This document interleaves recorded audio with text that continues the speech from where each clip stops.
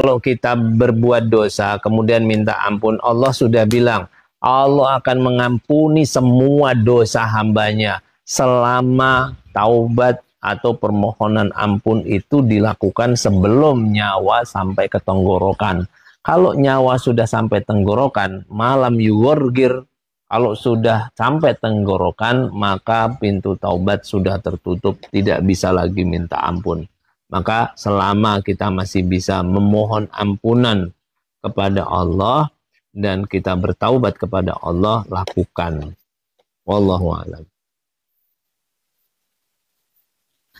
Mas Fahmi Khanif, apa Ustaz mau tanya, agar bisa ta'aruf sesuai kriteria bagaimana caranya? Kriteria, maksudnya kriteria pasangannya atau sesuai dengan syariatnya, ya. Kalau kriteria calon istri sudah dijelaskan oleh Rasulullah, tungkahul mar'atu li arba'in, ya. Wanita itu dinikahi karena 4 kriteria yang dia miliki, li jamaliha, wali nasabiha, wali hasabiha, wali diniha, ya.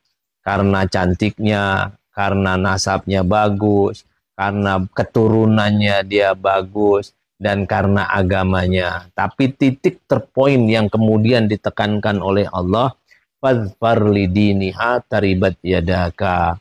Maka utamakan dan pilih wanita yang memiliki pemahaman agama yang bagus dan sekaligus bukan pemahaman saja tapi juga pengamal dari ilmu-ilmu agama yang dia miliki. Kalau itu yang kita pilih, taribat yadaka, maka kamu akan beruntung. Gitu. Caranya bagaimana? Ya, yang diajarkan oleh Islam itu, kalau kita sudah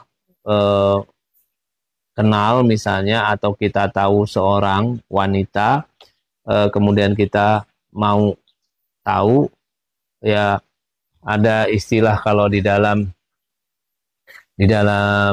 apa ya, kalimat-kalimat dalam bahasa Arab itu ada gini, apa sih? Kalau kamu ingin tahu seseorang, maka tanyakan kepada orang lain, jangan tanyakan kepada dia sendiri. Itu ya. Anil mar'i la tas'al wasal an qarinihi. Ini tuh kalimatnya. Tentang seseorang, jangan engkau tanyakan kepada dia. Was'al an qarinihi, tapi tanyakan kepada orang-orang di dekatnya, kepada orang-orang yang kenal dengannya. Si fulanah itu gimana sih orangnya? Gimana sih keluarganya? Nasabnya bagus apa enggak? Ini gimana dia kebiasaannya? Dia suka ngambekan atau tidak, dan seterusnya. Kalau info yang kita kumpulkan, oke, bagus banget, dia orangnya bagus, ngajinya bagus, agamanya bagus, dan dia juga solehah dan seterusnya, sudah. Kalau sudah sampai tahap itu, datengin orang tuanya. Datengin orang tuanya dan minta langsung kepada orang tuanya, dan nanti orang tuanya akan bertanya kepada dia, si fulan, Mas Fahmi datang kepadamu, Dok, meminta supaya aku menikahkanmu dengan dia. Kamu setuju apa enggak? Gitu. Ya kan? Kalau memang dia setuju, maka dibolehkan. Sudah menikah. Bahkan kalau dia misalnya pakai cadar misalnya, boleh dia membuka cadarnya ketika ada laki-laki yang ingin melihat langsung untuk kebutuhan prosesi ta'aruf untuk kepentingan nikah. Ya. Jadi buat teman wanita yang pakai cadar, jangan kalau ada laki-laki yang melamar, kemudian dia pingin tahu wajahnya, jangan ditutupi, boleh dibuka, ya boleh dibuka. Wallahu a'lam.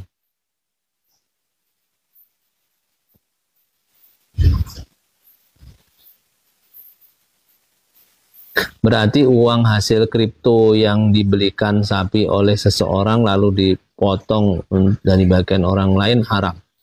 Jadi pada prinsipnya gini ya, kripto ini masih langka ya. Orang yang bermain kripto dan tidak berusaha untuk mencari tahu sebetulnya kripto ini gimana hukumnya, eh, dan kemudian dia melakukan transaksi dan transaksinya itu berupa sapi yang dikurbankan, selama dia belum tahu hukum sebenarnya dari kripto itu, maka transaksi yang dilakukan pembelian sapi misalnya, maka itu tidak haram. Ya, tidak haram. Boleh-boleh saja. Wallahu a'lam.